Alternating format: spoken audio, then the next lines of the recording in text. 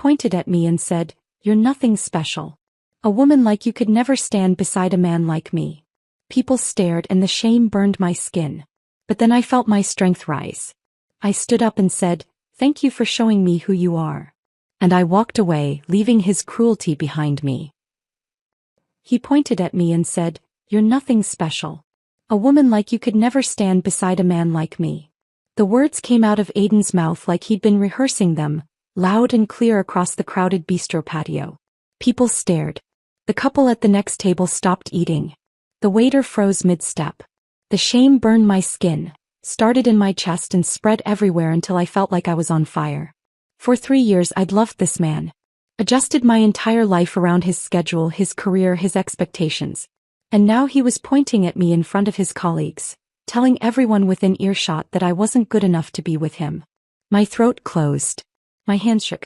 Every instinct screamed at me to defend myself, to explain, to make them understand. But then something else rose up, something that had been sleeping inside me for too long. I felt my spine straighten. Felt strength I didn't know I still had. I stood up, looked directly into his eyes and said, "Thank you for showing me who you are." Then I walked away, leaving his cruelty behind me like trash on that sunlit patio. That was 7 months ago. I'm Mia Holloway and this is the story of what happened next. But to understand how I got to that patio, how I ended up with a man who could say those words to me in public, I need to take you back to the beginning. Back to who I was before Aiden Carmichael entered my life and made me forget. I'm 31 years old. I do work most people don't even know exists. Architectural restoration and historic preservation. Not the kind you see on home improvement shows where everything gets painted white and called updated. The real thing. The kind where you spend weeks in dusty archives researching original construction methods. Where you crawl through attics in August heat examining timber framing techniques from the 1880s. Where you source materials that haven't been commercially available since before the Great Depression because anything else would compromise a building's historical integrity. I earned my bachelor's in architecture from a state school I could afford with scholarships and restaurant jobs that left me smelling like fryer grease. Then I fought my way into a master's program in architectural history that accepts only 15 students a year out of hundreds of applicants. The application process alone took 6 months. Portfolio reviews, written essays, interviews with preservation specialists who asked questions designed to weed out anyone who wasn't absolutely serious about this work. Those 2 years of graduate school were the hardest and best of my life. Learning construction methods from centuries past. Identifying period-appropriate materials by sight and touch. Understanding why buildings were designed certain ways based on available technology and regional traditions. I spent my summers on restoration sites across New England, learning from craftsmen in their 70s and 80s who dedicated entire lifetimes to preserving techniques that would otherwise die with them. Men who could match any plaster composition by feel. Women who could identify wood species from a single grain pattern. People who understood that some knowledge can't be learned from books. It has to be passed down hand to hand, generation to generation. My mother raised me alone after my father left when I was 6. I have exactly 3 clear memories of him and all of them involve doors closing. The front door of our apartment when he said he was going to the store and didn't come back for 3 weeks. The car door when he picked me up for the last time and returned me 4 hours early because he had plans. The courthouse door after the divorce was finalized and he walked out without looking back.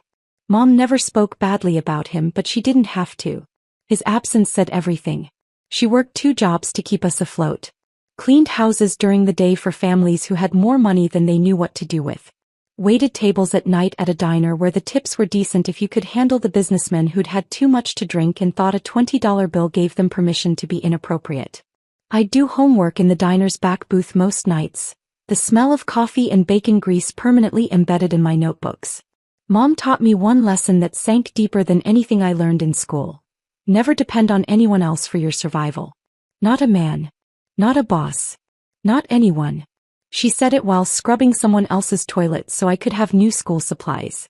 She said it while counting crumpled bills at our kitchen table after midnight shifts. She said it the day my acceptance letter arrived for the master's program.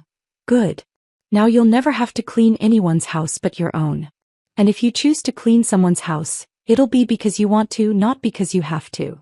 I live in a renovated loft downtown now. 900 square feet of exposed brick walls that I examined too closely, analyzing mortar composition and laying patterns out of professional habit. Original hardwood floors from the 1920s that I researched and refinished myself, matching the original finish as closely as modern materials would allow. Floor-to-ceiling windows overlooking the city. It's not huge, but it's mine. I bought it with money I earned. Decorated it with furniture I chose. Every brick, every floorboard, every decision, mine. I drive a Honda CR-V that I paid off 2 years ahead of schedule by taking extra freelance consultations and living below my means. I have $55,000 in savings and a retirement account I contribute to every single month without fail. My life isn't extravagant by some standards, but it's solid. Built on a foundation I poured myself, brick by brick, decision by decision. People don't understand what I do until they see it. Last year, I led the restoration of an 1890s courthouse that had been slowly falling apart for decades. The building was a disaster when we started. Water damage from a leaking roof, structural issues from settling foundations, original architectural features buried under ill-conceived 1970s renovations that had covered beauty with cheap practicality. I spent 8 months on that project. We uncovered original frescoes hidden under layers of industrial paint. Rebuilt the copper dome using period-appropriate techniques and materials. Restored marble staircases that had been damaged by decades of salt and neglect. The mayor himself thanked me at the Preservation Award ceremony. He stood at a podium in the restored courthouse rotunda and called the work a gift to future generations. He said the building would stand for another 100 years because of the care we'd taken. That project alone generated 6 new contract inquiries from municipalities and historical societies across the state. When I walk into a building that's 130 years old, I don't just see walls and floors. I see stories. The craftsmen who hand-carved decorative molding during long winter months. The families who lived there, their lives marked by scuff marks on baseboards and worn spots on stair treads. The history that deserves to be preserved because once it's destroyed, it's gone forever. No amount of money or regret can bring it back. I specialize in matching original materials down to microscopic details. Wood grain patterns, plaster composition, paint pigments mixed using historical formulas. I source period-appropriate fixtures from architectural salvage yards, estate sales, and sometimes from buildings that are beyond saving. I understand construction methods that modern builders have completely forgotten. Techniques that were standard practice a century ago but have been replaced by faster, cheaper alternatives that lack the same beauty and durability. The Brookline estate I'm working on now is a $2.3 million restoration project. I secured that contract myself after a 3-hour presentation to the owners about my approach to preservation. I manage the entire project. The plasterer who learned his trade from his grandfather in Italy, the woodworker who can replicate any molding profile from a single photograph, the mason who understands how lime mortar behaves differently than modern cement. I deal with the historical commission, navigating their requirements and restrictions. I coordinate with structural engineers and modern building code inspectors. I handle every detail from foundation stabilization to roof restoration. It's complex, demanding work that requires expertise most people will never have. But to certain people like Aidan Carmichael and his family, it was always just playing with old buildings. I met Aidan 3 years ago at a charity gala. One of those black tie events where Boston's professionals network over wine that costs more per bottle than I used to make in a week waiting tables. He was a corporate attorney at one of those massive downtown firms where they bill clients $600 an hour and measure success in billable hours and partnership potential. That night he seemed genuinely interested when I talked about the historic mansion I was restoring in Cambridge. He asked thoughtful questions about the process. Listened, or seemed to listen, when I explained the challenges of matching materials that were no longer manufactured. He said, "That's fascinating. Most people wouldn't have the patience for that kind of detail work." I thought it was a compliment. I thought he saw my work as valuable. The first year was genuinely good. We'd spend weekends visiting antique shops and architectural salvage yards. I was always hunting for authentic hardware, original light fixtures, decorative elements that could be incorporated into my projects. He seemed to enjoy it, or at least he never complained. We together where my colleagues discussed construction techniques and preservation ethics. He'd hold my hand during dinners where I'd talk about my current projects with an enthusiasm I couldn't contain. He seemed supportive, proud even. He'd introduce me to his friends as my girlfriend, the architect, which wasn't wrong but wasn't quite accurate either. I didn't correct him because architect sounded more impressive than restoration specialist, and I wanted his friends to take me seriously. But looking back now with clear eyes, I can see exactly when things started shifting. The change was subtle at first. Small comments that seemed innocent on the surface. His questions became more pointed. How much does restoration work actually pay compared to new construction? He'd ask while scrolling through his phone. Or, do you ever think about doing something more lucrative with your degree? His colleagues would ask what I did at firm events and he'd answer for me before I could speak. Mia works with old buildings. Kind of like an interior designer but for historic homes. The comparison to interior design was deliberate, I realize now. A way to make my work sound decorative rather than structural. Aesthetic rather than essential. Something women do to make spaces pretty rather than the complex engineering and historical work it actually is. The dismissiveness was always wrapped in a smile, delivered with casual affection, so I told myself I was being oversensitive. Reading into things that weren't there. Making problems out of nothing. Aiden started suggesting I could leverage my degree differently. Get a real estate license and work in luxury property sales. Consult for developers who wanted to convert historic buildings into high-end condos. You could probably double your income if you pivoted into development, he'd say. That word, pivot, like my 12 years of education and experience were just a starting point for something better. Something more legitimate in his worldview. His parents made everything worse. His father is a retired investment banker who made his fortune in private equity. His mother chairs museum boards and historical society committees. The kind of people who appreciate history as long as someone else does the dirty work of actually preserving it. At family dinners, they'd ask about my plans with a tone that made clear they considered my current path temporary. Did I eventually want to teach at a university? Write coffee table books about historical architecture? Surely I wasn't planning to work in construction forever? The way his mother said construction, with that slight pause before the word, that faint curl of distaste, made my jaw clench every single time. Like I spent my days swinging a hammer on new housing developments instead of managing complex projects that required historical knowledge, engineering expertise, and artistic sensitivity. I hold a master's degree. I'm a certified historic preservation specialist. I consult on projects that will outlive everyone in that dining room. But in their eyes, I was just someone playing at a career while waiting to settle into something more appropriate for their son's wife. I started changing my behavior without even realizing it. Downplaying my work when Aiden asked about my day. Mentioning the small problems instead of the exciting breakthroughs. Stopping myself from talking about big contracts or significant discoveries. I stopped inviting him to job sites after he made one too many jokes about me playing in the dirt. I convinced myself his suggestions about career changes were supportive guidance instead of what they really were, contempt dressed up as concern for my future. I told myself he just didn't understand my field. That once I achieved more visible success, major awards, media recognition, the kind of validation he could point to with pride, he'd see my work differently. He'd understand its value. I was wrong about that. I was wrong about so many things.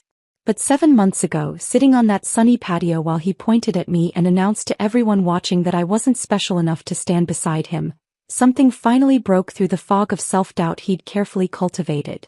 I saw him clearly for the first time in 3 years. And I walked away. This is what happened after.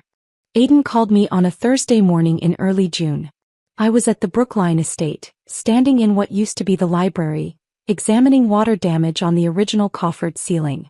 My phone rang 3 times before I pulled off my work gloves to answer.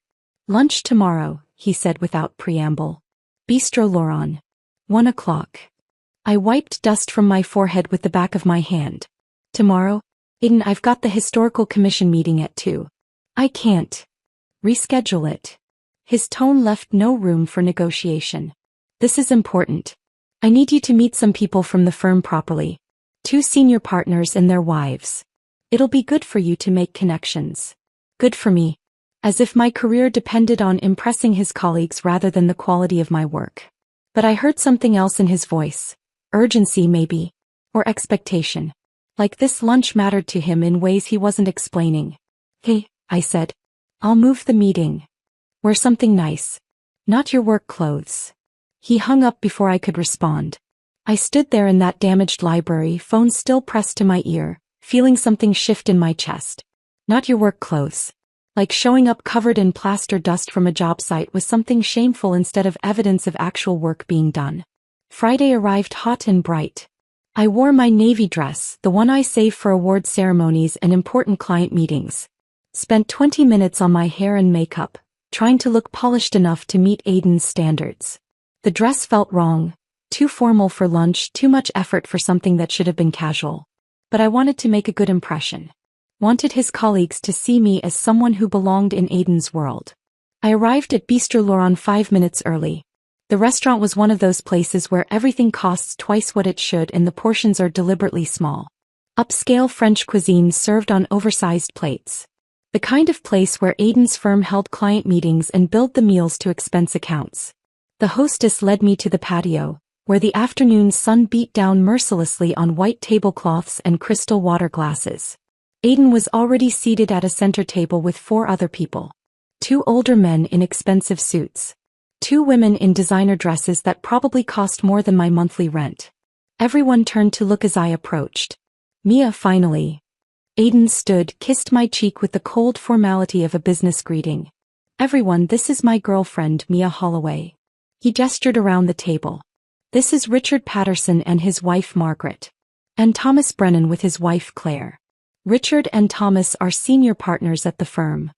I shook hands with everyone, murmuring polite greetings. Margaret had kind eyes and a warm smile. Claire looked like she'd rather be anywhere else. The men assessed me with the casual evaluation that successful people give to those they're not sure matter yet. We sat. A waiter appeared instantly with menus and a wine list that Aiden ordered from without consulting anyone. The conversation started easily. Summer vacation plans, recent cases at the firm, the usual social lubrication that happens when strangers try to find common ground. I mostly listened. Sipped water. Smiled at appropriate moments. Tried to appear interested when Thomas talked about a murder case that had consumed the last 6 months of his life. The food arrived. Small, artfully arranged portions that looked better than they tasted. Then Margaret turned to me with genuine curiosity. "So Mia, what do you do?" The table went quiet. All eyes turned toward me. I'd been through this conversation 100 times at Aiden's work events. Had learned to keep my answer simple and digestible for people who wouldn't understand the complexities. "I specialize in historic building restoration," I said. "Currently working on an 1880s estate in Brookline." Margaret's face lit up. "Oh, how wonderful.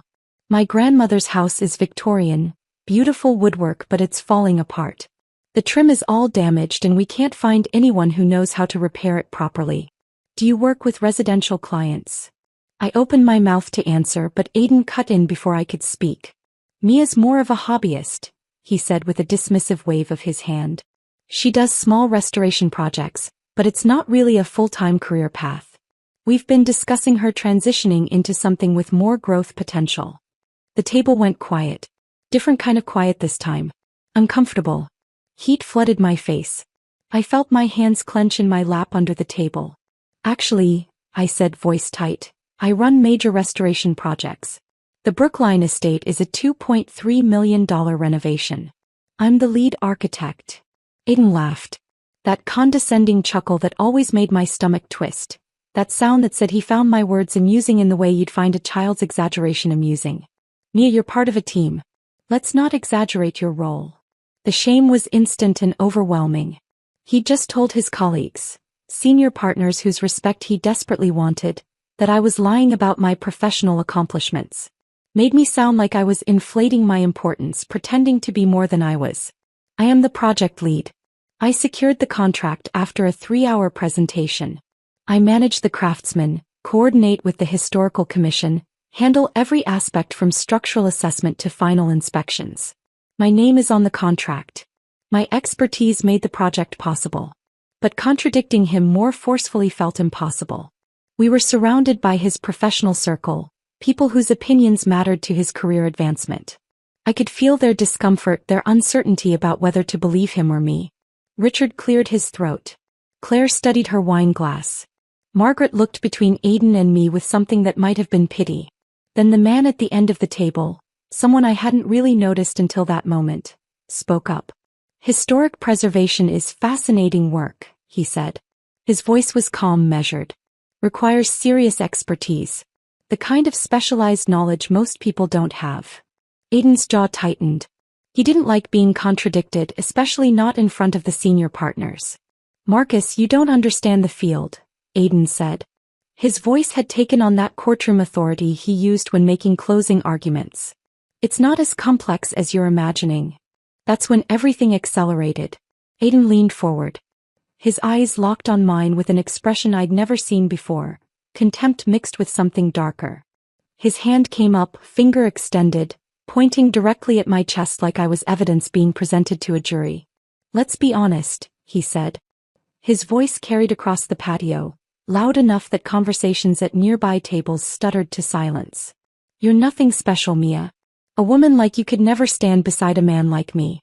You work with dusty old buildings because you don't have the ambition for real success. You're content with small-time projects and pretending they matter. The entire patio went silent. That horrible, thick silence where everyone stops pretending they're not listening and just openly stares. I could feel every eye on us. The couple at the next table had stopped eating mid-bite. A waiter stood frozen 3 feet away, water pitcher raised. Margaret's mouth had fallen open in shock.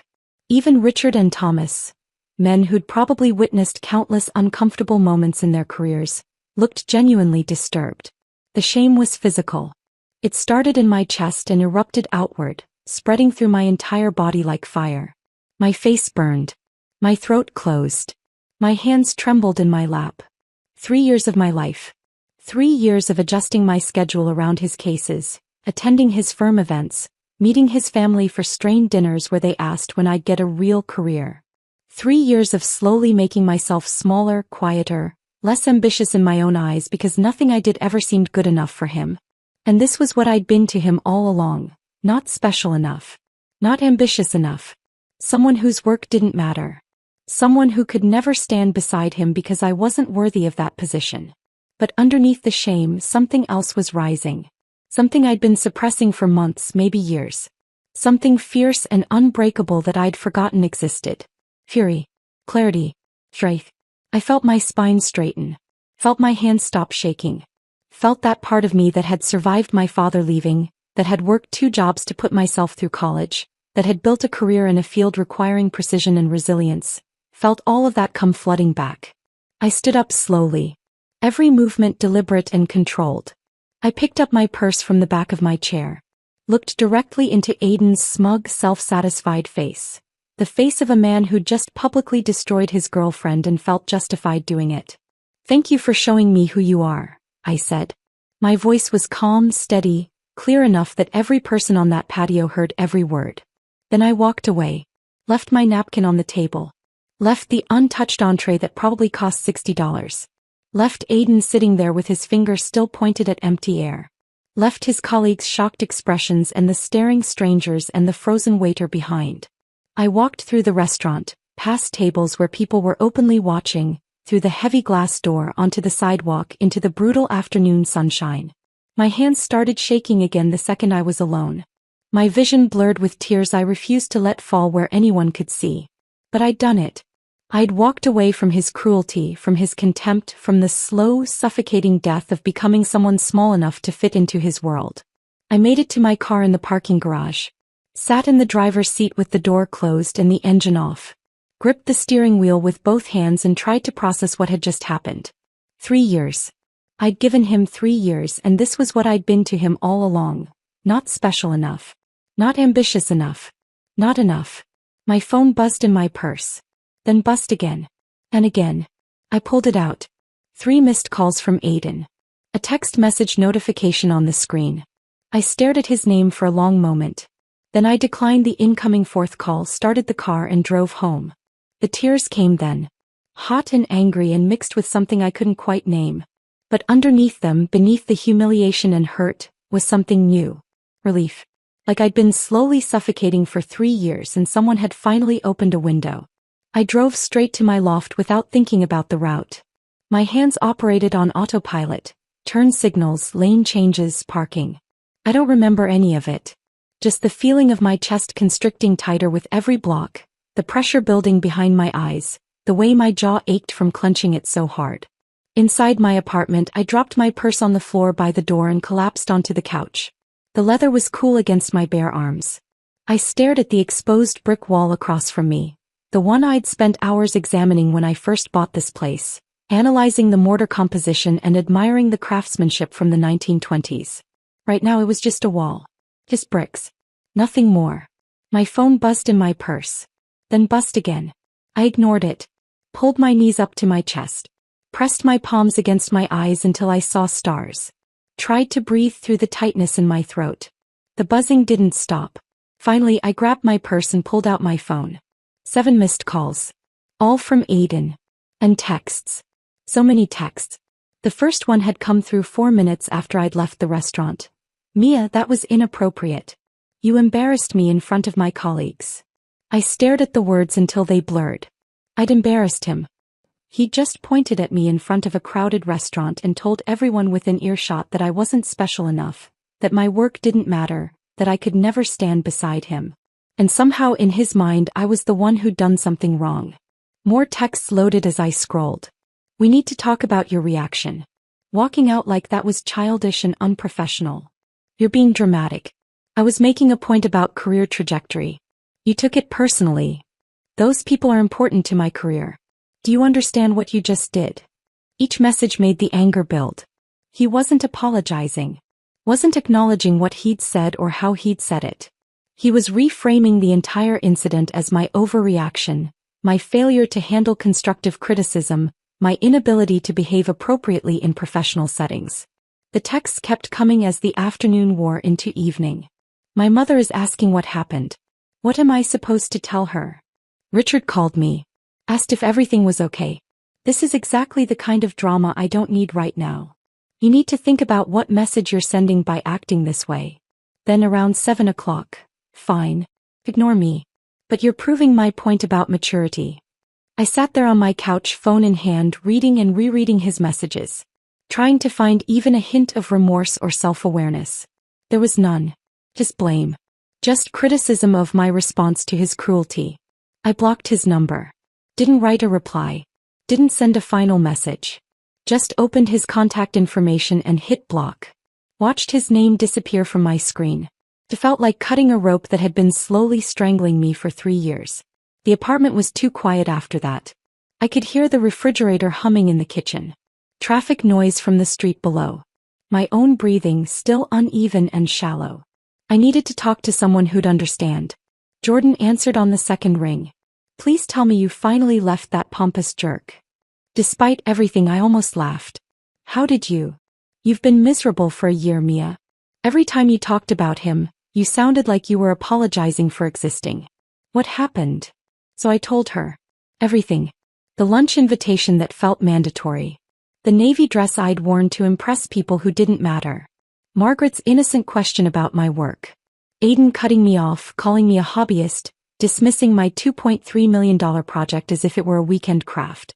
His condescending laugh when I tried to correct him. And then the pointing. The words. The silence that followed. Jordan was quiet while I talked. Didn't interrupt once. When I finished, she said flatly, Good. Good. Good that you walked out. Good that it's over. Mia, he's been undermining you for years. Every single time we talked, you'd mention something he said, some comment about your work, some suggestion that you should be doing something else, and you'd brush it off like it didn't matter. But it did matter. It was killing you slowly. Had I been that obvious? I thought I was handling it well. Thought I was being mature by not making a big deal out of his little comments. You started downplaying your own projects, Jordan continued. Remember when you got the courthouse contract? You called me so excited. But when I asked how Aiden reacted, you went quiet. Said he was proud but thought you should consider teaching instead because it was more stable. Like teaching was a step up from leading a historic restoration that would last 100 years. I did remember that. I'd convinced myself Aiden was just being practical. looking out for my long-term career stability. I wasted 3 years, I said. My voice cracked on the last word. No. Jordan's voice turned sharp. You didn't waste anything. You learned what you won't tolerate. You learned what it feels like when someone doesn't value you. That's not wasted time, Mia. That's education. Expensive education maybe, but education. We talked for another hour. She told me about the preservation projects her firm was handling. Asked detailed questions about the Brookline estate that reminded me why I loved this work. Made me laugh with a story about a contractor who'd tried to use modern drywall in a 1880s mansion and couldn't understand why the Historical Commission rejected his permit. By the time we hung up, the tightness in my chest had eased slightly. 2 days passed in a blur of work. I threw myself into the Brookline project, staying on site from dawn until long after the craftsmen had gone home. I didn't want to think. Didn't want to process. Just wanted to focus on wood grain patterns and plaster composition and problems that had clear solutions. Sunday afternoon my mother called. I almost didn't answer. Mom had met Aiden several times over the last 3 years. She'd never said she liked him exactly, but she'd seemed to approve of the stability he represented. The idea that I was with someone who had a solid career and came from a good family. I heard what happened, she said the second I answered. No greeting. No preamble. My stomach dropped. Who told you? Aiden's mother called one of the women I used to work for. They sit on some committee together. Word travels. She paused. Good for you for walking away. I almost dropped the phone. What? You heard me. If he talked to you that way in public, he's been talking to you that way in private for a long time. I raised you better than to accept that. Mom, I thought you liked him. You said he was stable. That he came from a good family. I said those things because you seemed happy. Or I thought you did. But the last few times we talked you sounded different. Smaller. Like you were trying to take up less space. Her voice softened slightly. I raised you to never depend on a man for your survival. That includes depending on a man to tell you your worth. If he couldn't see what you've built, he wasn't looking.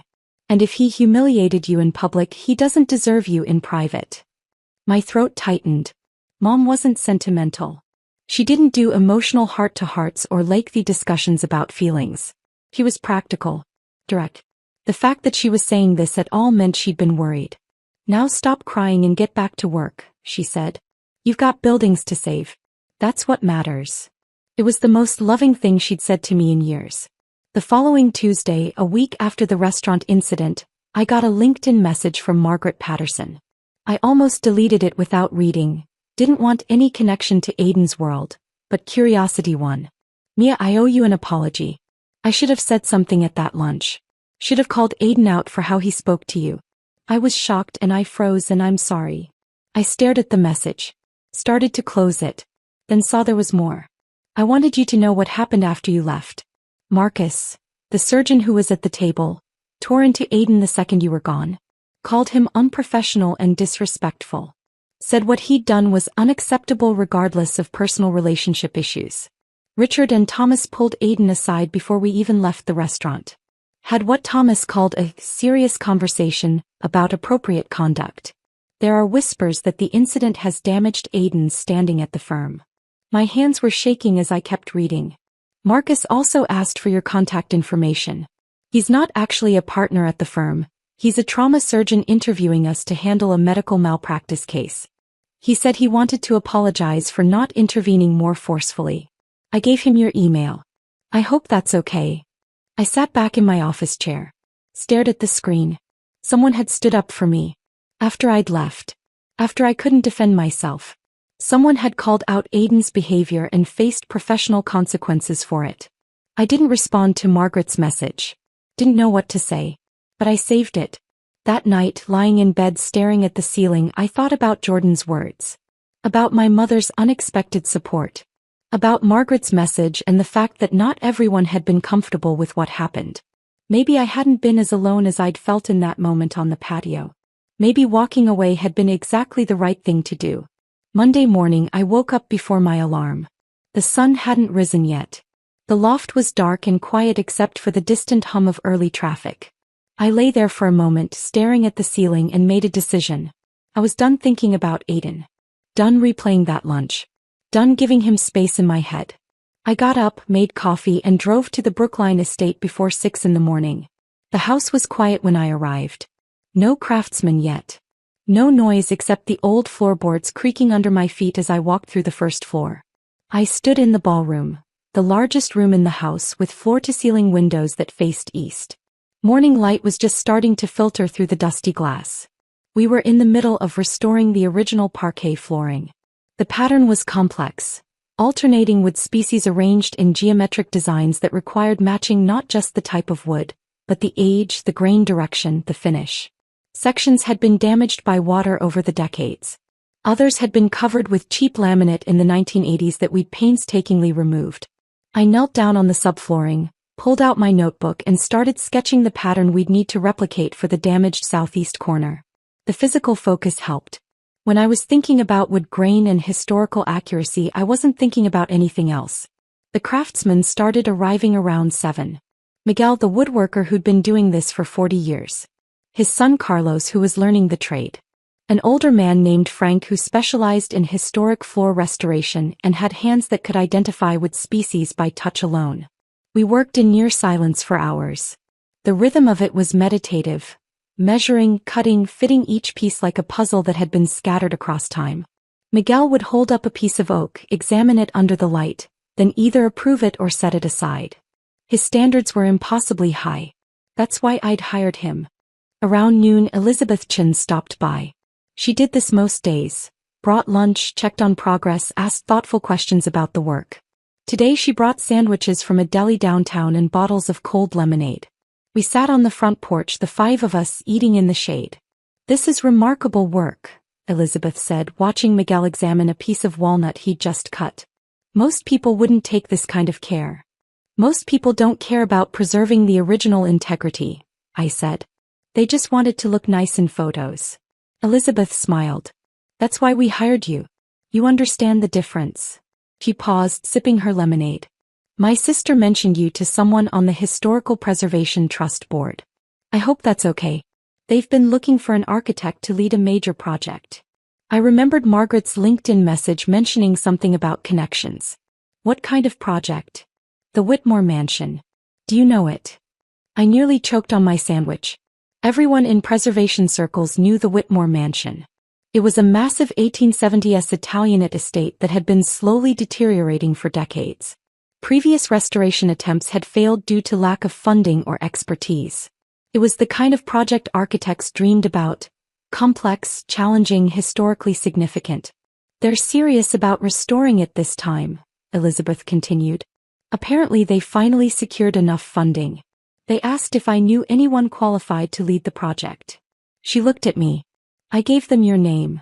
2 weeks later, I was sitting in a conference room at the Historical Preservation Trust's offices, presenting my approach to the Whitmore Mansion restoration. 6 board members sat across from me. The director, a woman named Patricia Whitman who'd been in preservation for 30 years. 2 architects, a structural engineer, a historian, and Elizabeth's sister whose name turned out to be Catherine. I'd prepared for 3 days. Put together a presentation that outlined every phase of the project. Initial structural assessment, historical research into original materials and methods, contractor selection, timeline, budget allocation, coordination with modern building codes while maintaining historical integrity. Patricia asked hard questions. The structural engineer challenged some of my load-bearing assumptions. The historian wanted to know how I'd verify the authenticity of replacement materials. I answered everything. Showed them documentation from similar projects I'd completed. Explained my relationships with specialized craftsmen and material suppliers. Demonstrated that I understood the complexity and had the expertise to manage it. At the end, Patricia looked at the other board members, then back at me. When can you start? I signed the contract that afternoon. $4.5 million budget. 2-year timeline. Full authority as lead restoration architect. Sitting in my car afterward, I stared at the signed papers on the passenger seat. This was the kind of project Aidan had always dismissed as small time. The kind of work he'd suggested I abandon for something with more growth potential. I thought about his words on that patio. You work with dusty old buildings because you don't have the ambition for real success. Then I started the car and drove back to the Brookline estate. I had work to do. But the work couldn't erase everything. The nightmares started about 3 weeks after the restaurant incident. Always variations on the same theme. I'd be back on that patio, frozen in my chair while Aiden pointed at me. His words would echo, getting louder each time. Not special. Could never stand beside me. No ambition. Everyone would be staring. Not just the people at the table but crowds of strangers, all watching me shrink smaller and smaller until I disappeared. Sometimes the dream shifted locations. I'd be presenting the Whitmore project to the trust board, and Aiden would walk in mid-presentation. He'd interrupt, tell them I was exaggerating my qualifications, that I wasn't really capable of leading a project this size. And they'd believe him. They'd tear up the contract while I stood there unable to speak. I'd wake up sweating, heart racing, reaching for my phone to make sure he hadn't somehow contacted me. Jordan noticed during one of our weekly video calls. We'd been talking about the Whitmore contract and I'd lost my train of thought mid-sentence. "You look exhausted," she said. "I'm fine. Just busy with both projects." "Mia." Her voice went serious. "When's the last time you slept through the night?" I couldn't remember. "I'm dealing with it." "Are you? Or are you just working yourself into the ground so you don't have to think about what happened?" I didn't answer. Jordan sighed. "Healing isn't linear. You walked away from him physically, that took courage. But now you have to do the harder work of walking away from him emotionally. That takes time. And it's okay if you're not there yet." He was right. I knew she was right. But knowing didn't make the nightmares stop. A month after the restaurant incident, Rachel Donnelly called me. She was part of Aiden's social circle, someone I'd spent time with at various events over the years. We weren't close, but we'd always been friendly enough. "Can we meet for coffee?" she asked. "I want to talk to you about something." I almost said no. Didn't want any connection to Aiden's world. But curiosity and maybe some residual sense of social obligation made me agree. We met at a cafe 3 blocks from my loft. Rachel was already there when I arrived, sitting at a corner table with 2 lattes. "Thanks for meeting me," she said as I sat down. "I know things have been complicated. That's one word for it." She wrapped her hands around her cup. "I heard what happened at Bistro Laurent. Several people did. And I wanted you to know that a lot of us think Aiden was completely out of line." I waited. There was definitely a but coming. "But," Rachel continued, leaning forward slightly, "you have to understand the pressure he's under right now. He's up for junior partner at the firm. His parents have these enormous expectations. He's been incredibly stressed for months. I think that day at lunch he just snapped. Said things he didn't mean." I set down my coffee cup very carefully. "So I should excuse public humiliation because he was stressed?" "I'm not saying it was okay. I'm just saying there's context. And maybe if you'd been more understanding about his career needs, more supportive during this difficult time, he wouldn't have reacted that way." The implication hung in the air between us. That I'd somehow contributed to my own humiliation.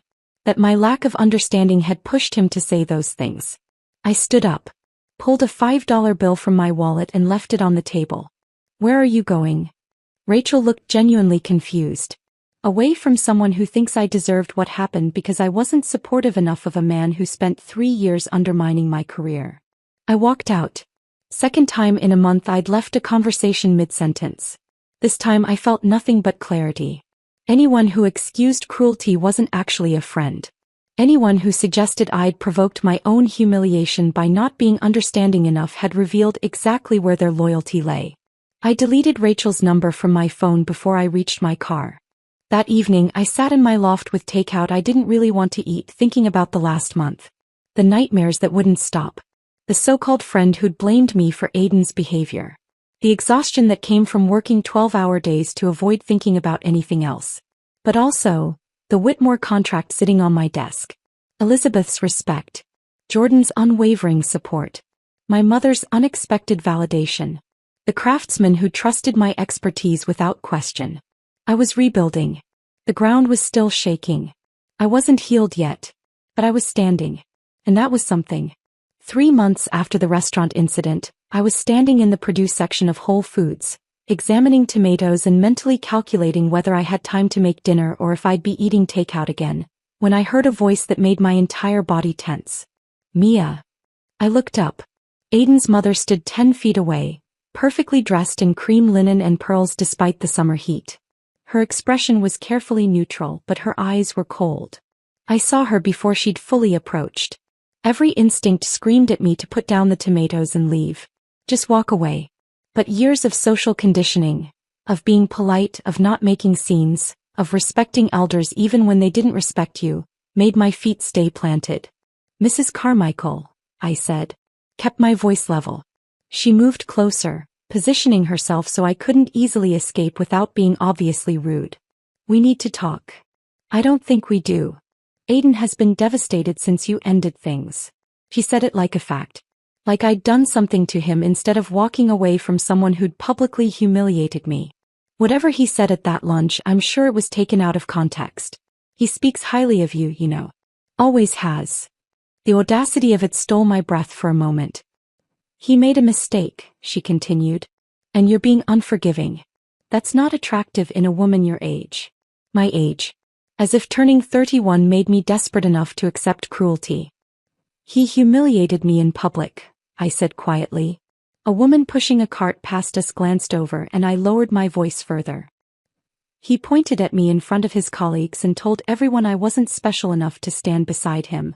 That's not something that was taken out of context, Mrs. Carmichael. Those were his exact words."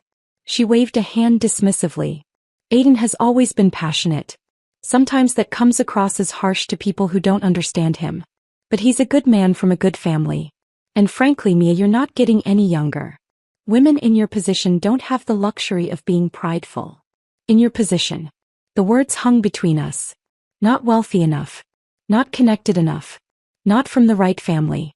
Not enough. I set down the tomatoes very carefully. Looked at this woman who'd spent 3 years making subtle comments about my career, my background, my unsuitability for her son.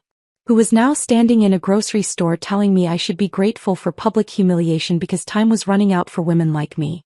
"You're absolutely right," I said. A small smile touched my lips. "I don't have the luxury of settling for a man who doesn't respect me. I don't have the luxury of accepting treatment like that just because he comes from a good family. Thank God I figured that out." Then I walked away. Left her standing there in the produce section. Left my half-full cart by the tomatoes. Walked straight out of the store into the parking lot, got in my car and drove home. My hands were shaking on the steering wheel. But this time it was anger, not shame. 2 weeks later, the Boston Globe ran a feature article about the Whitmore Mansion restoration. I almost missed it. Sunday morning I was at a coffee shop near my loft, reading through project notes on my tablet when my phone started buzzing. Text from Jordan, "Check the Globe. Lifestyle section. Now." I pulled up the digital edition. There it was, a full-page spread with photos of the Whitmore Mansion's exterior and interior progress shots. The headline read, "Preserving the Past, How One Architect is Setting New Standards in Historic Restoration." The article was detailed. They'd interviewed me for 2 hours the previous month, and the journalist had actually done her research. She wrote about my approach to matching original materials, about the complexity of coordinating historical accuracy with modern building codes, about the specialized craftsmen I'd assembled. She called my work innovative and meticulous. Quoted Patricia Whitman from the Historical Preservation Trust saying I was exactly the kind of expert the field needs. My phone exploded after that. Emails flooded my inbox. Historical societies from 3 different states asking about consultations. Architects wanting to discuss collaboration. A museum in Connecticut inquiring about a restoration project for their 1850s building. The Historical Preservation Trust director called me directly, saying the article had generated more interest in their work than anything in the past 5 years. Then around noon a text came through from a number I didn't recognize. "Mia, I saw the article in the Globe.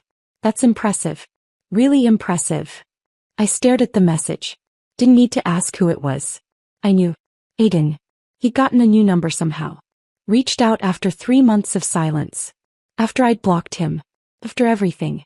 I should have blocked this number immediately. Should have deleted the message without reading it. Instead, I watched as more messages came through over the next few minutes. I've been thinking about what happened at that lunch. I was under a lot of stress. Said things I didn't mean. Can we talk? Then, I made a mistake. You're clearly more ambitious than I gave you credit for. We should discuss giving things another chance. Finally, you've really made something of yourself. I always knew you had potential. We could be good together now that you're at this level professionally. I read each message twice. Let the words sink in completely. He wasn't apologizing. Not really. He was recalibrating. Adjusting his assessment of my worth because my success was now visible in ways he could understand and respect. A Boston Globe article meant more to him than 12 years of expertise. Media recognition was more valuable than state preservation awards or the actual quality of my work. He only valued me now because other people were validating me in ways that fit his narrow definition of success. Not because my work had changed, it hadn't. The Whitmore project was the same kind of complex restoration I'd been doing for years. But now it had press coverage. Now it came with the kind of recognition that impressed people at dinner parties. Now I was acceptable. I blocked the new number. Didn't respond. Just blocked it and set my phone face down on the table. This time I felt only contempt. No hurt. No confusion. Just cold, clear understanding of exactly who he was and what he valued. 3 days later, I was in Rhode Island for a historic preservation conference. It was annual. Architects, historians, and preservationists from across New England gathering to present projects and discuss methodologies. I'd been attending for years, but this was my first time presenting. The Whitmore project had earned me that platform. I was nervous that morning. Spent an hour reviewing my presentation notes in the hotel room, triple-checking the images and technical details. This wasn't just about showcasing the work. It was about establishing credibility with peers whose respect I actually valued. The presentation was scheduled for 2 o'clock. The room held about 100 people. I recognized several faces. Architects I'd worked with, historians I'd consulted, preservationists whose work I'd studied. I walked through the entire project.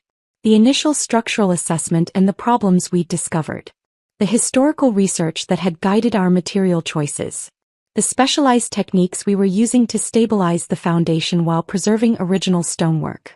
The challenges of meeting modern building codes without compromising historical integrity. Questions came after. Hard ones. Technical ones. People who knew their field asking about load calculations and material sourcing and timeline management. I answered every single one. When it ended, the applause felt genuine. Not polite conference applause. Real acknowledgement of solid work presented well. The reception afterward was in an adjoining room. Wine and cheese, the standard conference networking setup. I was talking with a historian from Vermont about plaster composition when a voice spoke behind me. That was an incredible presentation. I turned. Recognized him immediately even though I'd only seen him once months ago at a table on a restaurant patio. Marcus. The surgeon who'd been at that disastrous lunch. He smiled, but there was something apologetic in his expression. I owe you an explanation and an apology. You don't owe me anything, I said carefully. You weren't the problem that day. No, but I didn't do enough to stop it either. And I've been thinking about that for 3 months. He paused. I wasn't actually a partner at Aiden's firm. I'm a trauma surgeon at Mass General. I was interviewing them to handle a medical malpractice case. When Aiden said those things to you, I called him out after you left. Told him he was out of line. He claimed you were being overly sensitive, that you'd misunderstood his point. I remembered Margaret's LinkedIn message mentioning this. I heard. I wanted to contact you afterward. Asked Margaret for your information. But I wasn't sure if reaching out would be welcome or just another unwanted reminder of a terrible day. He looked genuinely uncomfortable. I came to this conference partly because I'm renovating a Victorian brownstone and needed to learn more about proper restoration techniques.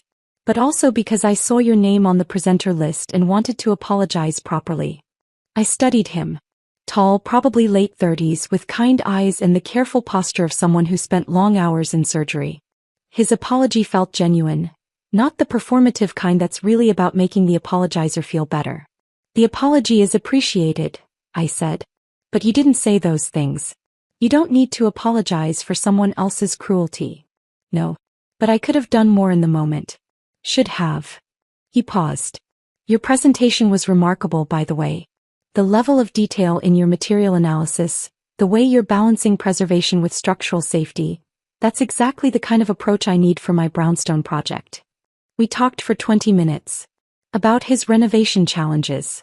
About the differences between medical precision and architectural precision.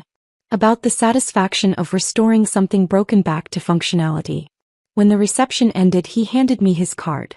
If you ever have time to consult on a residential project, I'd value your expertise. And if you'd like to get coffee sometime, professionally or otherwise, I'd enjoy continuing this conversation. I took the card. Looked at it. Marcus Reeves, MD, trauma surgery. I'll think about it, I said. He smiled. That's more than I expected. Thank you for your time, Mia. I watched him walk away, then looked down at the card in my hand. Something had shifted. I wasn't sure what yet. But standing in that conference hall, surrounded by people who respected my work, holding a business card from someone who'd seen me at my lowest and still thought I was worth knowing, something felt different. The past was trying to stay buried. But maybe the future was finally starting to look like something I could build. I kept Marcus's card on my desk for 3 days before I did anything with it. Just sat there, tucked under the corner of my laptop, while I worked through project schedules and contractor coordination. Every time I opened my computer, I saw it. Marcus Reeves, MD, trauma surgery. His cell phone number written in small print at the bottom. On the 4th day, he called me first. I hope this isn't overstepping, he said when I answered. But I'm standing in my brownstone looking at what I'm pretty sure is original plaster under 6 layers of paint, and I have no idea what to do with it. I smiled despite myself. Don't sand it. Noted. Can I hire you for a consultation? Actual paid consultation, not just grabbing your expertise for free over coffee. We met at his brownstone that Saturday. It was in the South End, one of those narrow Victorian buildings that lined the tree-covered streets. Beautiful bones. But the previous owner had done unfortunate updates in the 1990s. Dropped ceilings covering original crown molding, laminate flooring over hardwood, modern light fixtures that clashed with the architectural style. Marcus met me at the door in jeans and a faded MIT t-shirt, looking nothing like the man in the suit at the conference. Thank you for coming. I know your schedule is insane right now. We walked through the space together. I pointed out where original features had been covered or removed, explained what could be restored and what would need to be carefully replicated. He followed behind me with a notebook, taking actual notes, asking questions that showed he was genuinely trying to understand. You see things no one else sees, he said as we stood in what used to be the library. I just explained how the bookcases had originally been built in, judging from the wall marks and floor impressions. I just know what to look for. Anyone with training could do this. That's not true. He gestured around the room. I walked through this house a dozen times before buying it. Thought I'd noticed everything. But you found details in 20 minutes that I completely missed. That's expertise, not just training. Something about the way he said it, straightforward, matter-of-fact with genuine respect, made my chest tighten. After we finished the walkthrough, Marcus asked if I wanted to grab dinner. Just to say thank you for the consultation. There's a good Italian place 2 blocks away. I should have said no. I wasn't looking for complications. Wasn't ready for anything beyond work and rebuilding. But something made me say yes anyway. The restaurant was small, warm, the kind of neighborhood place with red checkered tablecloths and photos of Italy covering the walls. We sat by the window, ordered pasta and wine, and talked. Marcus told me about his work at Mass General. The satisfaction of putting broken bodies back together. The frustration of losing patients despite doing everything technically correct. Sometimes the damage is too extensive, he said quietly. Sometimes people come to us too late, and there's nothing we can do but make them comfortable. I understood that in a way I hadn't expected to. Some buildings are like that too. Too far gone structurally. You want to save them, but sometimes the kindest thing is to document what existed and let them go. He looked at me across the table. That must be hard. Knowing when to stop fighting. The hardest part of the job. We talked about his family. His sister, the aerospace engineer who designed components for satellites. His brother, who restored vintage motorcycles in his garage and sold them to collectors. His parents, both retired teachers, who'd raised their kids to respect mastery in any form. They never cared what we did professionally, Marcus said. They cared that we did it well. My dad used to say the world needs excellent plumbers as much as it needs excellent doctors.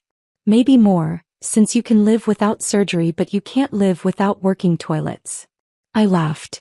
Really laughed for the first time in months. The idea that some careers are inherently superior to others never made sense to me, he continued. You've spent 12 years becoming an expert in something most people don't even know exists. That deserves the same respect as any other expertise. Something in my chest loosened. For 3 years I'd absorbed Aiden's subtle message that my work was lesser, that I should be doing something more impressive, that architectural restoration was a hobby I should outgrow. Marcus saw it completely differently. Expertise was expertise regardless of the field or how much social prestige it carried. When he walked me to my car after dinner, he stopped on the sidewalk. I'd like to see you again. Not for professional reasons. I hesitated. He noticed immediately. Too soon, he asked gently. Maybe, I said honestly. I don't know where I am yet. With everything. He nodded. Fair enough. But I'm patient. And I think you're worth waiting for. He didn't push. Didn't try to convince me or make arguments about why I should give him a chance. Just accepted what I said and stepped back. That restraint meant more than any persuasion could have. The Whitmore Mansion restoration accelerated over the next 2 months. Every decision I made was documented, photographed, submitted to architectural journals for publication. The project had become a case study, a model for how to approach large-scale historic restoration without compromising integrity. We'd restored the original frescoes in the dining room using period-appropriate pigments mixed according to 19th-century formulas. Rebuilt the conservatory with hand-blown glass sourced from one of the last manufacturers who still used traditional methods. Stabilized the foundation using modern engineering while preserving every piece of original stonework. Local news covered our progress. The Historical Preservation Trust started using the project in their educational materials. I gave 3 interviews in as many weeks, 2 for preservation journals, 1 for a local magazine doing a feature on women in traditionally male-dominated fields. My phone didn't stop ringing. Historic estates needed assessment. Theaters needed restoration architects. Churches, museums, private collectors with Victorian homes. Everyone wanted the architect who'd brought the Whitmore Mansion back to life. I realized I couldn't handle it alone anymore. Not if I wanted to maintain quality. So I formalized the business. Holloway Restoration Architecture. Hired 3 junior architects I'd mentored over the years. Talented people who understood that this work required patience and precision. Rented office space in a converted factory building. Exposed brick and timber beams that reflected the aesthetic of our work. Within 6 weeks we had 5 active projects and a waiting list. I wasn't trying to prove anything to Aiden. Not consciously. But I was proving something to myself. That I belonged in this field, that my work mattered, that I didn't need validation from someone who couldn't see my value. Marcus and I had coffee 3 times over those 2 months. Just coffee. Professional conversations that occasionally wandered into personal territory. He told me about a patient he'd lost, a young woman who'd come in after a car accident with injuries too severe to repair. I told him about a building that had collapsed during a previous restoration attempt, killing 2 workers because the contractor had ignored structural assessments. We understood each other's grief. The weight of responsibility when you hold fragile things in your hands. The 4th time we met at a cafe near my office, he asked if I'd like to have dinner again. An actual date this time. No pretending it's professional networking. I said yes. A week later, Aiden showed up at my office. I was reviewing blueprints for a theater restoration when my assistant buzzed me. We'd hired her 2 weeks earlier, a practical necessity as the firm grew. Someone here to see you. Says it's urgent. I assumed it was a client. Maybe someone from the Whitmore project with a question. Instead, Aiden walked through my office door like he owned the space. He looked different. Thinner. His suit was expensive but rumpled like he'd been wearing it for too long. His hair needed cutting. But his expression was the same, that familiar mix of confidence and entitlement. You've been ignoring my messages, he said. No greeting. No acknowledgement that he was walking into my place of business uninvited. I stood up slowly. Felt my entire body go rigid. You need to leave. Mia, I'm trying to apologize. I made a mistake at that lunch. But you're not exactly innocent here. He moved closer to my desk. You always downplayed your work, made it sound insignificant. How was I supposed to take you seriously when you couldn't even talk about your projects with confidence? The audacity took my breath away. I'd downplayed my work because he'd made me feel small for doing it, I'd minimized my accomplishments because every time I shared good news, he'd found a way to diminish it. I'd stopped talking about my successes because his subtle contempt had taught me that my achievements didn't matter in his world. And now he was standing in my office in the business I'd built after leaving him, blaming me for his perception, making my response to his years of subtle cruelty into evidence of my inadequacy. "Get out," I said. My voice was cold, controlled. "If you show up here again, I'm calling security." He stared at me like I'd said something incomprehensible. "You're making a mistake, Mia. Women like you don't get many chances with men like me." There was again that phrase. Women like you. Men like me. "Leave," I repeated. "Yow." He held my gaze for a long moment, then turned and walked out. I sat back down after the door closed. My hands were shaking. Not with fear. Not with shame. With rage. Pure, clarifying rage at the audacity of a man who'd publicly humiliated me, who'd spent 3 years undermining my confidence, who'd now shown up at my workplace to blame me for his behavior. My assistant knocked softly. "Are you okay? Should I have called security?" "I'm fine," I said. "But if that man shows up again, don't let him pass the front desk." She nodded and left. I sat there alone in my office, looking at the blueprints spread across my desk, at the framed photos on the wall showing completed restorations, at the business cards in their holder with my name and title. Mia Holloway, Principal Architect. Everything I'd built. Everything I was building. Aiden had no place in any of it. That evening, after Aiden left my office, I called Marcus. Didn't think about it. Just picked up my phone and dialed. "Hey," he said. I could hear hospital sounds in the background, beeping monitors, distant voices. "Everything okay? Aiden showed up at my office today." Silence. Then, "Are you safe? Do you need me to come over?" The immediate concern in his voice made my throat tighten. "I'm fine." He left. But it rattled me more than I expected. "That's understandable. Want to talk about it?" We talked for 40 minutes. He was between surgeries, stealing time in a break room, and he just listened while I explained what had happened. The blame shifting. The audacity. The way Aiden had tried to make his cruelty into evidence of my inadequacy. "He's rewriting history," Marcus said finally. "Making himself the victim because you won't accept his version of events. Classic manipulation." "I know.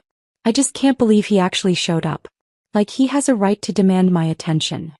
"He doesn't. And you handled it perfectly. Set a boundary and enforced it. That takes strength." After we hung up, I sat in my office for a long time, looking at the blueprints on my desk, thinking about boundaries and strength and the difference between the man who'd just left my office and the man I just talked to on the phone. 6 weeks later, the Historical Preservation Trust held their annual gala fundraiser. Black tie event at a restored 1920s ballroom downtown. One of those grand spaces with crystal chandeliers and marble columns and architectural details that made preservation architects weak in the knees. I'd consulted on the ballroom's restoration 3 years ago. Advised on chandelier restoration and floor refinishing. The trust had invited me to the gala every year since, but I'd always gone with Aiden, and the thought of going alone this year made my stomach twist with anxiety. Jordan called me 2 weeks before the event. "I'm flying in for the gala. Booked my ticket this morning. You're going and I'm making sure of it." "Jordan, I don't know if I..." "Nope. You're going. You're going to wear something fabulous and you're going to show everyone exactly who you are now. Not Aiden's diminished version. The real you. What if he's there? Then he gets to see you thriving." That's the best response to everything he said. He was right. I knew she was right. But anxiety still coiled in my chest at the thought of running into him. Marcus asked if I wanted company 3 days before the event. We were having dinner at a quiet restaurant near his brownstone. Our 5th date, though we'd stopped counting. "The Trust Gala," he said. "Would you like me to come with you? As your date?" "Officially." I hesitated. We'd been seeing each other casually for 2 months. Dinners, coffee, one afternoon spent walking through his renovation, pointing out original features. Long conversations that felt easy and comfortable. But we hadn't defined what we were doing. Hadn't put labels on it. "You don't have to," I said. "I know it's not your scene. I'd like to. If you want me there." Something in his tone, steady, genuine, with no pressure or expectation, made me decide. Yes. I'd like that. The night of the gala, my mother helped me pick out a dress.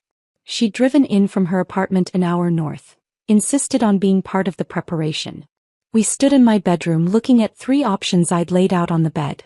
"The green one," she said immediately, pointing to a deep emerald dress with clean lines and a subtle elegance. "It makes you look powerful." I tried it on. He was right. The color brought out my eyes and the cut was sophisticated without being overly formal. Marcus picked me up at 7. When I opened the door, his expression shifted, something between surprise and appreciation. "You look incredible," he said. We drove to the ballroom together. Jordan was meeting us there. She texted that she was running late from the airport but would be there by 8. The ballroom was stunning. The chandeliers I'd helped restore cast warm light across the space. The original hardwood floors gleamed. Period-appropriate details everywhere. The kind of meticulous restoration work that most people wouldn't notice but that preservation specialists would appreciate deeply. I was greeting colleagues near the entrance.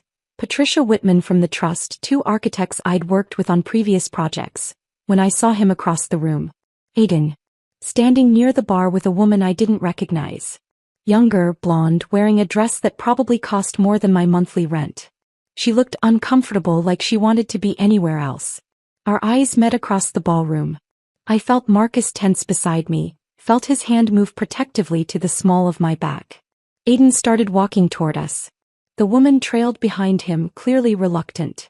"Mia," he said when he reached us. His tone was falsely warm, like we were old friends running into each other. "I didn't expect to see you here." I kept my voice neutral, professional. "I consulted on this building's restoration. The Trust invited me." His smile tightened just slightly. "Of course. Your little building projects. Oh, even now. Even here." He couldn't help himself. Marcus stepped closer to me. The movement was subtle but deliberate. Aiden noticed immediately. "And who's this?" Aiden asked, his tone shifting to something calculating. "Dr. Marcus Reeves," Marcus said, extending his hand. "Trauma surgeon at Mass General." Aiden shook his hand, recognition flashing across his face.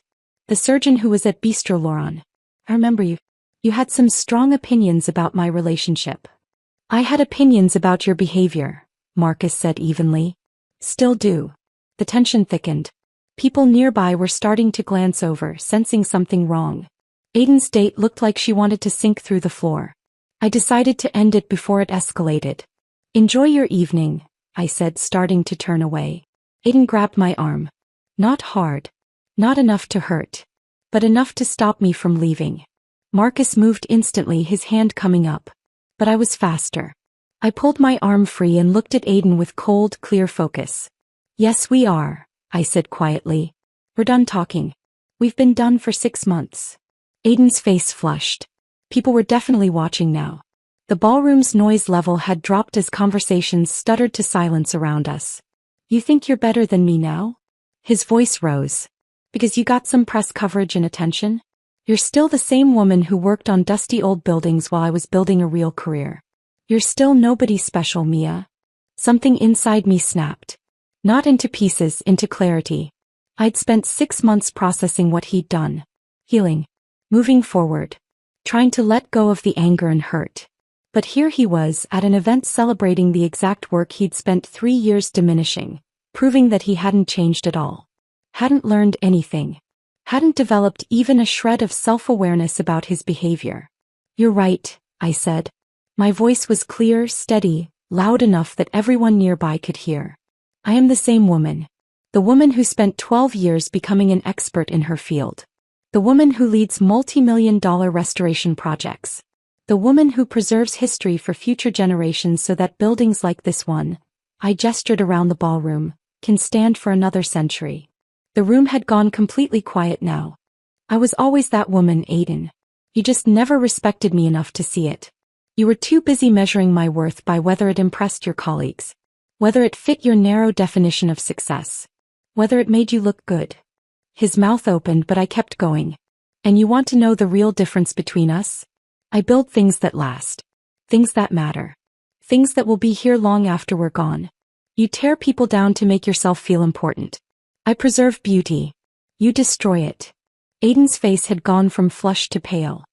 His date had actually backed away from him, creating physical distance. "A woman like me could never stand beside a man like you," I said, echoing his words from that terrible lunch 6 months ago. "You were absolutely right about that. Thank God I finally figured it out." I turned and walked away. Marcus followed immediately, his hand on my back, guiding me through the crowd toward the balcony doors. We stepped outside into cool evening air. The balcony overlooked the building's garden, period-appropriate landscaping that had also been restored. City lights glittered in the distance. My hands were shaking. Adrenaline flooded my system, making everything feel sharp and hyperreal. "That was spectacular," Marcus said quietly. "I didn't plan it." My voice shook. "I didn't mean to make a scene." "I know. That's what made it perfect." He turned to face me fully. "Are you okay?" I just publicly confronted the man who'd humiliated me 6 months ago. Said everything I'd been too hurt and shocked to say on that restaurant patio. Done it without cruelty, without stooping to his level. Just clear, honest truth spoken loudly enough that everyone could hear.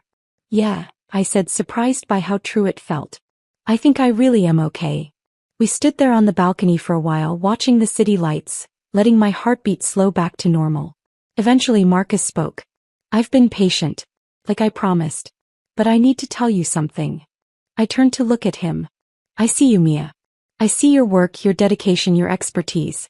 I see the woman who preserves beautiful things because she understands their value. The woman who just stood up for herself with more grace than most people could manage." He paused. "And I'd like to be in your life. Really in your life. If you'll let me." I looked at him, really looked. Kind eyes. Genuine respect. No ulterior motives or hidden contempt. Just honest interest in who I actually was. "I'd like that too," I said. He smiled. Reached out and took my hand. We stood there on that balcony looking at the city lights, and for the first time in months, everything felt exactly right. Jordan found us on the balcony 20 minutes later. She took one look at my face, then at Marcus holding my hand, and smiled. "I missed the fireworks, didn't I?" she said. "Aiden showed up," I said. "It got intense." "Good. He needed to see what he lost." She looked at Marcus. "And who you found?" We stayed at the gala for another hour. Talked with colleagues, celebrated the trust's fundraising success, admired the restoration work that had brought the ballroom back to its original glory. But everything felt different now. Lighter. Like I'd been carrying weight I hadn't realized was there, and someone had finally lifted it off my shoulders. The next morning I woke up to 17 missed calls and 43 emails. News of the confrontation had spread through preservation circles overnight. Apparently, several people had recorded parts of it on their phones. The videos were circulating on social media. Not viral exactly, but enough that people in the field were talking. Patricia Whitman from the Historical Preservation Trust called me directly. "I wanted to check in after last night. Are you okay?" "I'm fine. I'm sorry if I caused problems for the trust." "Problems?" She laughed. "Mia, our donation total from last night was 30% higher than last year. Turns out people appreciate watching someone stand up for themselves with that much grace and precision. You're getting calls, aren't you?" He was right. The emails were from historical societies, preservation boards, architectural firms, museums. Everyone wanting to work with the architect who'd confronted her ex-boyfriend at a gala fundraiser and somehow made it feel like a masterclass in professional dignity. Within 2 months, Holloway Restoration Architecture had doubled its client list. We needed more staff, more office space, better project management systems. I hired a business manager, a woman named Claire who'd run operations for a construction firm and understood the unique challenges of restoration work. We hired 2 more architects, both women I'd mentored through earlier projects. Brought on a full-time historian to handle the research that went into every restoration. Expanded our office space to the entire 2nd floor of the factory building. 9 months after the gala, we won the contract to restore an entire historic district downtown. 15 buildings spanning 3 city blocks. A 3-year project worth more than $12 million. The kind of contract that transformed a successful small firm into something substantial. Something that would outlast me. The Whitmore Mansion had its official ribbon-cutting ceremony on a clear October afternoon. The mayor spoke about preservation and legacy and the importance of protecting history for future generations. Patricia Whitman talked about the restoration setting new standards for the field. Then they called me up to say a few words. My mother was in the audience. She'd driven down that morning, worn her best dress, the same one she'd worn to my graduate school graduation 7 years earlier. When the mayor mentioned my name, called me one of the region's foremost experts in historic restoration, I saw her squeeze her hands together in her lap. Pride quiet and fierce. Afterward, while people toured the mansion and admired the restored frescoes and period-accurate details, Mom found me standing in the library. "Your father would have been proud," she said. I stared at her. She never mentioned my father. Not in years. Not since the divorce was finalized when I was 6. "Mom, he left. He didn't care enough to stay." She nodded slowly. "I know. But you turned out remarkable anyway. That's all you, baby. That's all you. You didn't need him for any of this." Something in my chest cracked open. Not painfully. More like a door I'd kept closed finally swinging wide. "Thanks, Mom." He hugged me, brief, awkward, the way she always hugged. But real. Marcus proposed on a Tuesday afternoon in late November.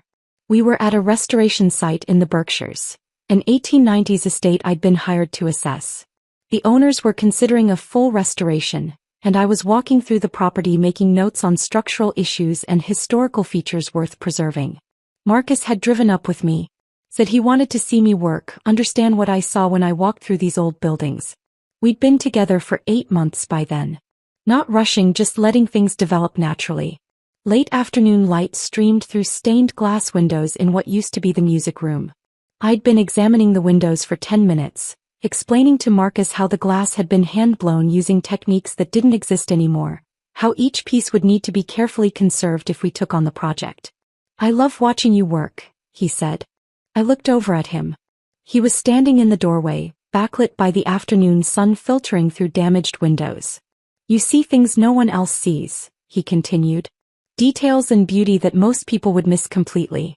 You make beautiful things last." He stepped closer. "I want to last with you." Then he pulled a small box from his jacket pocket and opened it.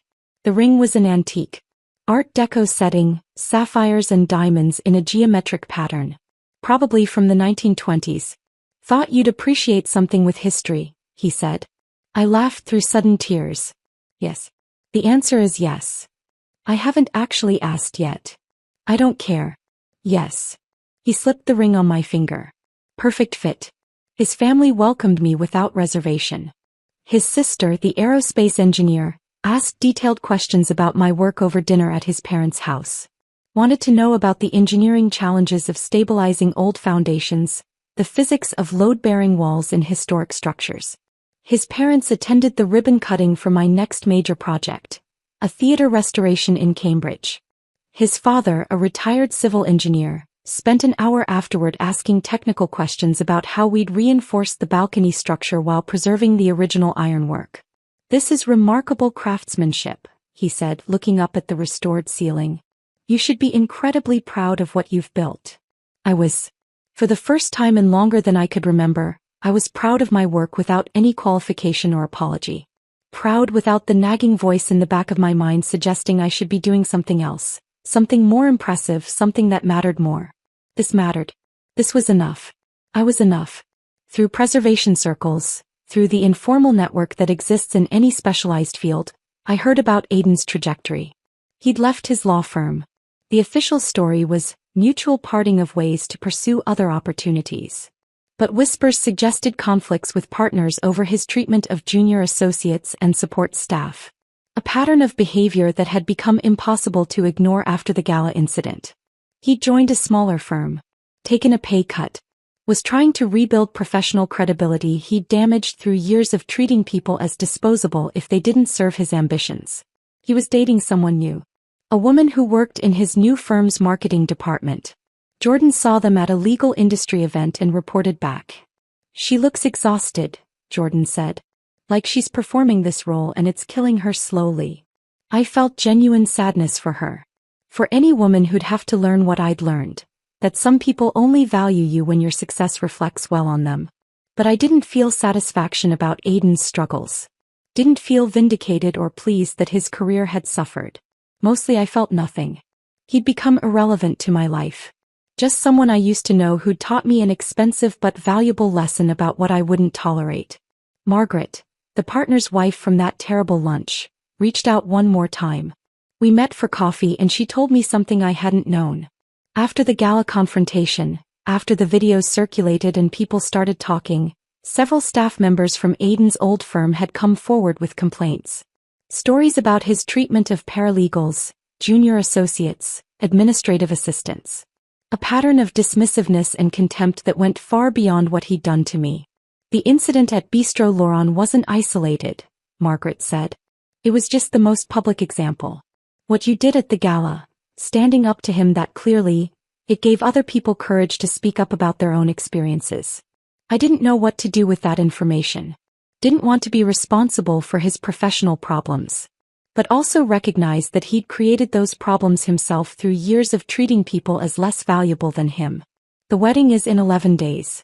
We're getting married at a restored 1920s estate, one of my firm's completed projects. Small ceremony, fewer than 50 guests. Marcus's sister is officiating. My mother is walking me down the aisle. We're honeymooning in Italy for 2 weeks. Visiting architectural sites I've studied for years but never seen in person.